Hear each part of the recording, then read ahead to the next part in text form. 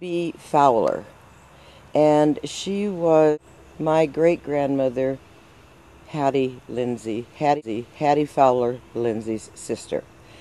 And when I was a kid, and I'd have my legs crossed, and I'd be bouncing my leg up and down, my grandmother would say, "Quit moving your leg like your great Aunt Minnie." Taunts, which is her daughter, Lena Bowles Sisson. One day I was up here, and she died in 1995, so it was probably 1992 or 3 when I was up here, and I was standing here looking at Minnie Bowles' grave, and this woman came up and stood next to me, and she said, "Well, do you know this person?" I said, "Oh yeah, this is my great Aunt Minnie Bowles." She said, "Well," she says, "I'm Taunts." She said, "I'm her daughter."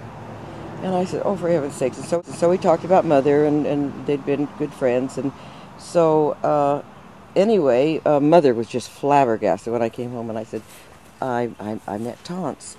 But Taunts died the same year that Mother did. As a matter of fact, Mother was very sick for 2 or 3 years. Taunts was not, and she died. That's good. Oh my gosh. This is the Lindsay plot, and I'd forgotten that. My great-grandfather, it was Samuel Newton Snyder Lindsey was his name. My great-grandmother, Hattie Fowler Lindsey. Did she have the round glasses? Yes, she did. In the photos? Yes, and she had a blind eye.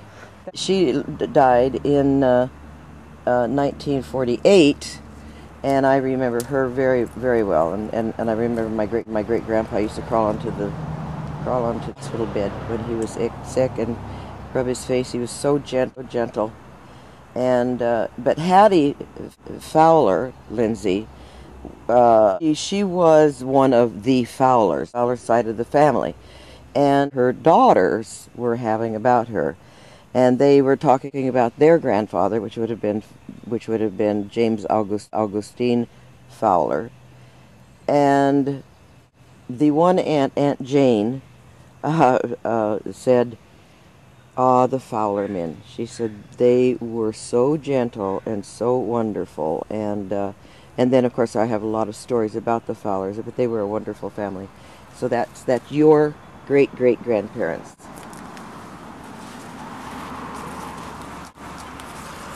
Here is Leonard Lindsey. He was Hattie and Samuel's child, their youngest child.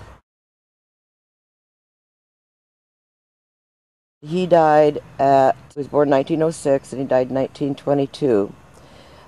He was a teenager and had very bad pain in his lower abdomen, and they took him to the doctor, and the doctor said it was just the flu. And later that night his appendix broke, and he was not able to get in, and so they lost him. And that was their baby, and great-grandma was just in mourning for many years afterwards. But and I'm just finding something very interesting here, and that is... So he's Jim's brother? Yes, he's your great-grandfather's brother. So he'd be a great-uncle? He's great-uncle, yeah. Okay. He's my... There has been some disagreement as to whether the A, it says Leonard, and it says A. Leonard Lindsey. Mm-hmm. And there's been some confusion for many years that it was Leonard A. Lindsey. Obviously, his parents did this. It's so there you go. A. Leonard Lindsey. So that's cleared that one up for me. Wow. Okay, the Coots. One of my grandfather's brothers, his oldest brother, Frank Lindsey, had a daughter who married a Coots, and I think that this is the same family. And this is John N. Coots, born 1853, died in 1928. And so I kind of would like to have that information for genealogy. Okay, this is Raymond Harmon, and he married my grandfather's sister, Jane. Her name was Janet E. Harmon, but she went by Jane. and that is, so she was Jane Lindsey, married Harmon. Her son was Raymond Harmon, and Ray was in the Second World War, and I believe he lost a leg, but he married an Italian girl, brought her home, and they had twins, and Aida is still alive and just as perky as ever, and Raymond died in 1985. Here, Edward S.J. Atwood is the husband of Jane and Raymond's daughter, and her name is Isla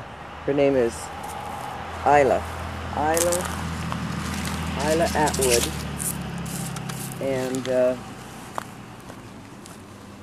and she and so Isla is also still alive. So there's Isla and Aida, who are sisters-in-law, who are in 2008 still alive. Samuel James Lindsey was my grandfather. Oh, a remarkable man, remarkable. He died in 1967. Michael Lindsey was buried between his father and my grandfather. He was accidentally killed while playing with a loaded rifle. According to the family lore, when Ron Lindsey, his older brother, came home from Vietnam, he was so conditioned to leave his rifle, called rifle ready, which meant it always had bullets in the chamber. And Mike and another boy were just playing around, and the gun went off and shot him in his liver, and he died. My mother was working at the post office at that time, and was one of the first on the scene. And I apologize. He is buried between his two grandparents, my grandparents, Nina Opal Lindsey.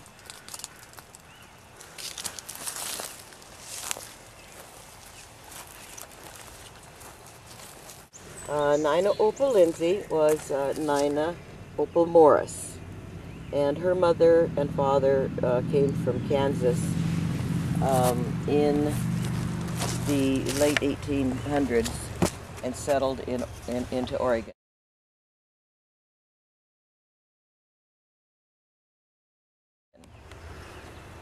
The Morris family, I have a lot of information on them too, and a very interesting family. So the other side of Michael, which was a tragedy that all that says is Winnie, is that Yes. right? Winifred Lindsey was the granddaughter, was the daughter of Benjamin Lindsey. Winnie died when I believe she was 15 years old, and she died from a sled accident. I believe it was 1936 or 37.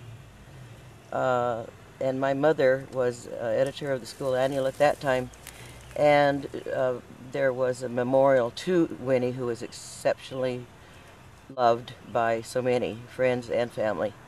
It was a real tragedy in the family, and it still echoes with a lot of us today. Her father over here, Benjamin Lindsey, died in 1942 from cancer, and as you can see, he was only 41 years old. Of course, he'd already lost Winnie in that horrible accident, and after he died, just prior to his dying, his wife had another child, and his name was Ben, and he was mentally retarded, and he was my playmate for a number of years. But Ben eventually worked. His mother kept him at home, which they said not to do, to send him to an institution. And his mother absolutely refused to do that. She mentored him and she taught him, and he actually eventually went to a regular school and ended up with a career job in the Navy Yard. And he died in about 3 or 4 years ago. I believe it was 3 or 4 years ago. But he lived a full life, and yes, he was retarded, but he was not grossly retarded. The Clare, Samuel and Clare Charles Eclair were, I believe, brothers of the wife of Benjamin Lindsey. I believe that her maiden name is Claire. This is Alfred James Lindsey. He was my mother's brother. Died of alcoholism in 1970, not long after Mike, his son, was killed with the gun. He is kind of on the end of the family plot, and probably understandably so. But he was a sorry person, and died young. This is Grandma's headstone, and when we buried her, a year later I came back and there was this one rose stem with a rose. I thought, oh, that's neat, a rose bloomed over Grandma's grave. A couple years later I came back and there's this still one long rose stem and a bloom. And here we are today in the year 2008, and what do you know? Here's the one rose plant about to bloom above Juanita Lindsay Clogston's grave. This is my dad, Francis Marion Clogston, Frank Clogston. He was 20 years in the Navy, spent his 20 years during World War II and Korea. Then he retired and did a few things, and then actually became sick. And then he was sick and sick some more. But so he died at about 65 in 1984. But my mother was crazy about him at one time, for sure. Here is his brother, Alvin Clogston. And I remember when they asked if my dad, if Al could be buried in the plot, and my dad was happy to have him there. And as a matter of fact, he beat him by just a year.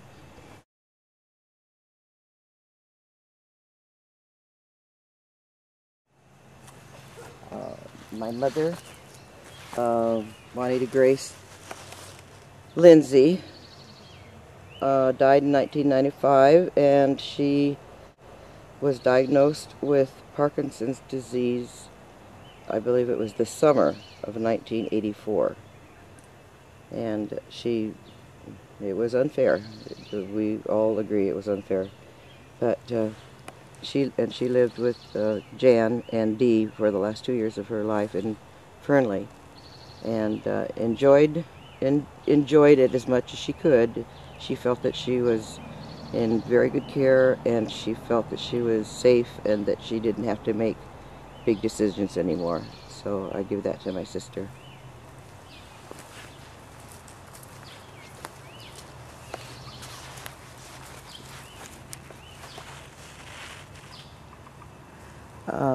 Here is, and I actually have not seen this. I don't know if I've seen it. I must have when I was with you. I don't remember.